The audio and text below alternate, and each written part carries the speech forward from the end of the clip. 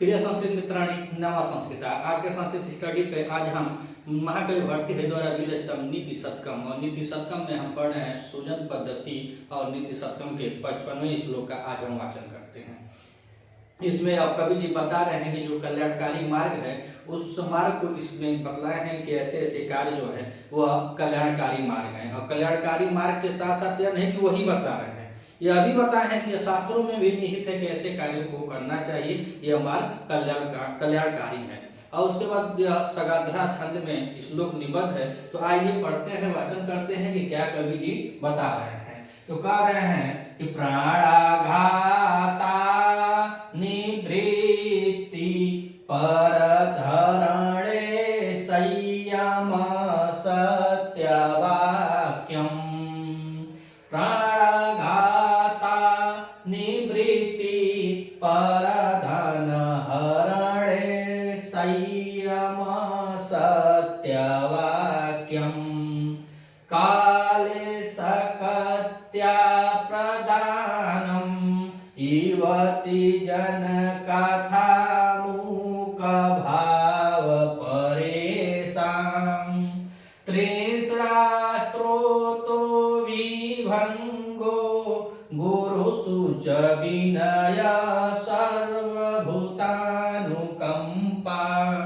सामान्यः सर्वशास्त्रेषु अवनुपहत विधि श्रेयस्मे पंथा।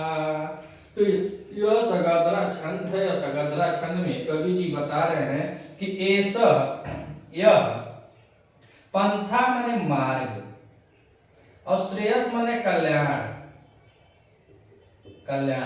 अर्थात यह उपरोक्त जो बताएंगे उसके बारे में बता रहे हैं कि यह कल्याण का मार्ग है। कौन सा? तो ऊपर पहली दूसरी और तीसरी लाइन में वही अब हम लोगों को बतलाएंगे।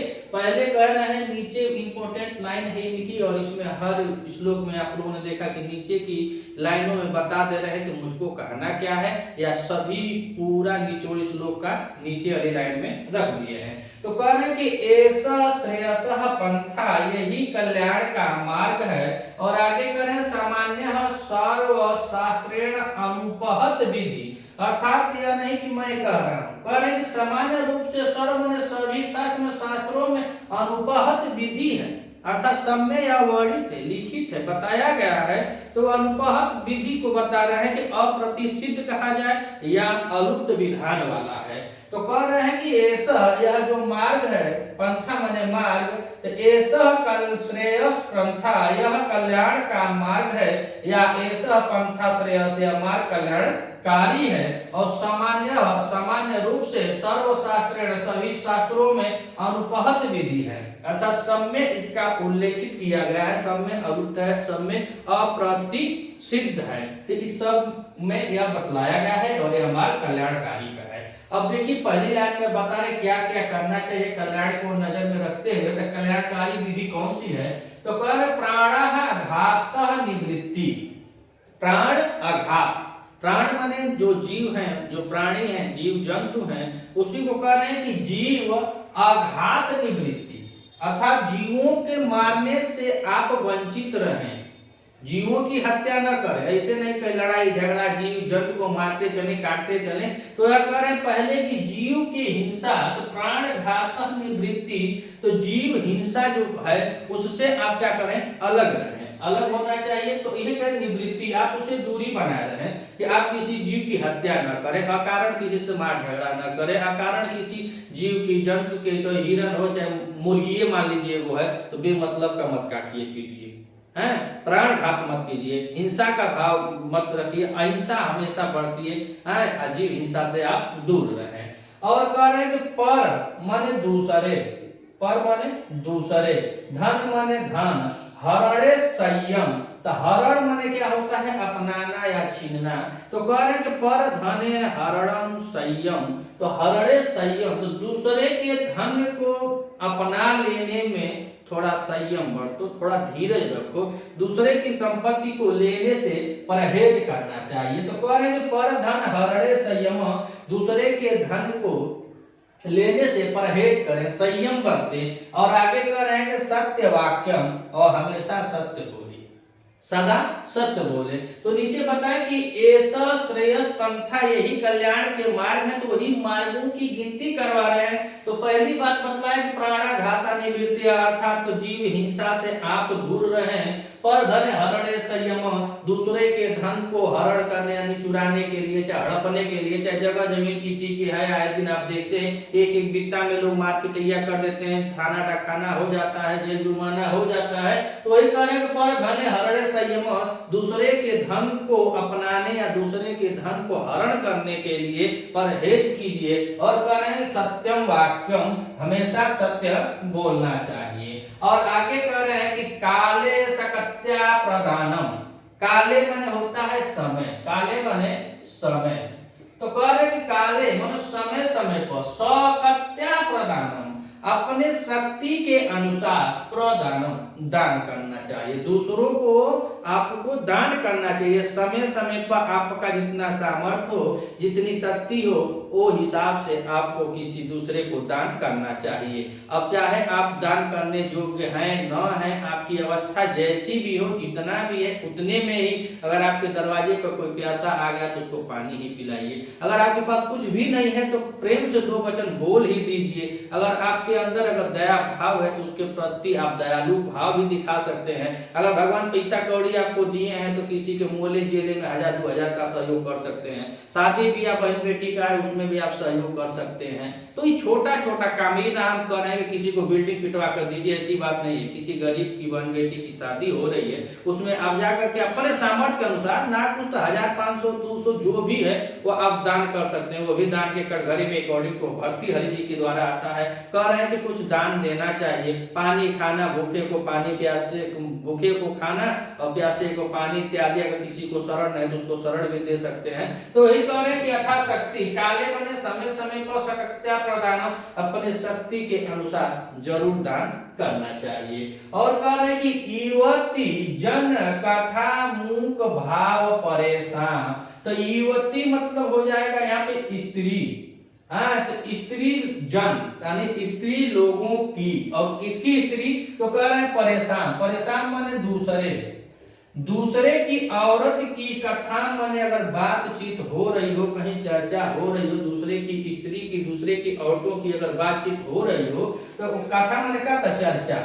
अगर चर्चा चल रहा है तो मूक भाव, तो आपको क्या लिया, मूक माने क्या, मूंग भाव माने शांति का भाव रखिए। और यहाँ तक अगर दूसरे की स्त्री का अगर बातचीत हो जाए तो बड़े चाव से लोग कहते हैं और का भल्या का मतन बताओ, और का है, तो वह कह रहे हैं कि उसको नहीं, कह रहे हैं कि युवती जन कथा मूक भाव परेशान, अगर दूसरों की स्त्रियों की अगर चर्चा, कथा भाव, अगर कहीं चर्चा चल रही है तो मूक भाव होना चाहिए, आपको गूंगा बन जाना चाहिए, आपको शांत हो जाना चाहिए। ही ना कि खूब चढ़ा पड़ा पूछे और का भल कैसे हुआ, नहीं हुआ, थोड़ा आगे बता, थोड़े पीछे बता, तो यह बात नहीं करना है। तो अब यह सब क्या कर रहे हैं कि ये सब कल्याण पंथा, यह सब क्या है, श्रेयस कल्याण पंथा है, तो कल्याण का मार्ग गया है। कौन सा, कि आप प्राणाघात से निवृत्त रहे, पर धर्म में आप संयम बरतें, सत्य बोले, और समय समय पर दान करें। और कह रहे युवती जन अगर किसी दूसरे स्त्रियों की चर्चा हो रही है तो वहां पे आप मूक भाव रखें, यानी गूंग बन जाए, चुपचाप रहे, बोले ना। और कह रहे तीसरा स्रोतो विभंगो, और तीसरा स्रोतो मतलब होता है लालच। अगर आपके अंदर लालच व्याप्त है, अगर लालच आप चाह रहे हैं, धन की महत्ता रख रहे हैं, धन की इच्छा रख रहे हैं, लालची स्वभाव के हैं, तो वो पैसा मिल जाता, वो पैसा मिल जाती, यहाँ पैसा वहां पैसा, तो पैसा कर रहे हैं कि आप उसकी धारा को रोकें। तीसरा स्रोतो विभंगो, अगर स्रोतो माने धारा, अगर आपके अंदर लालच की धारा उत्पन्न है तो उसको विभंग कर दीजिए, रोक दीजिए, रोकना शुरू कर दीजिए। लालच बड़ी बुरी चीज है, इसमें आप उसकी धारा को जो प्रवाहित हो रही है, तीसरा जो धन की मात्रा को इच्छा रख रहा है कि उसका धन आ जाए, उसका धन आ जाए, तो लालच को रोक दीजिए। और करें च माने और, गुरुसु विनय, और अपने गुरुओं के प्रति नम्रता का भाव रखें, विनम्रता का भाव रखें, आज्ञाकारी बने, जो आपसे श्रेष्ठ हैं, जो आपके गुरुजन हैं, तो गुरु के प्रति विनय दिखाने के लिए करें कि और गुरु माने वही नहीं, गुरु जो बाबा जी हो, पंडित जी हो, चाहे आप जिससे पढ़ लिख रहे हो, आपके पापा हैं, भैया हैं, गांव है, जो बड़े श्रेष्ठ लोग हैं, सब गुरुओं में आते हैं। तो आप अपने बड़ों के प्रति विनय भाव रखिए। और कह रहे हैं कि सर्वभूता अनुकंपा, और सब जीवों पर, जितने जीव जंतु हैं तो सब लोगों पर आप दया भाव रखिए। पहले बताया कि अपनी तृष्णा की धारा को रोक दीजिए, जो लालच है, जो लालच आपके अंदर व्याप्त है, प्रवाहित धारा में चल रहा है, उस धारा को रोकिए और अपने गुरुओं के प्रति, अपने बड़ों के प्रति, अपने ज्येष्ठ के प्रति, सबके प्रति आप बड़ा विनय भाव रखिए। और उसके बाद कह रहे हैं सर्वभूतानुकंपा, और साथ साथ सभी जीवों पर आप क्या करें तो दया भाव रखिए, सब पर अपने अनुकंपा बनाए रखिए, छोटे हो या बड़े हो सबके ऊपर आपका दया भाव होना चाहिए। और कह रहे हैं कि सामान्य, अब यही सब सामान्य, सर्वशास्त्रेषु, यह सब सामान्य रूप से सभी शास्त्रों में अनुपहत विधि है।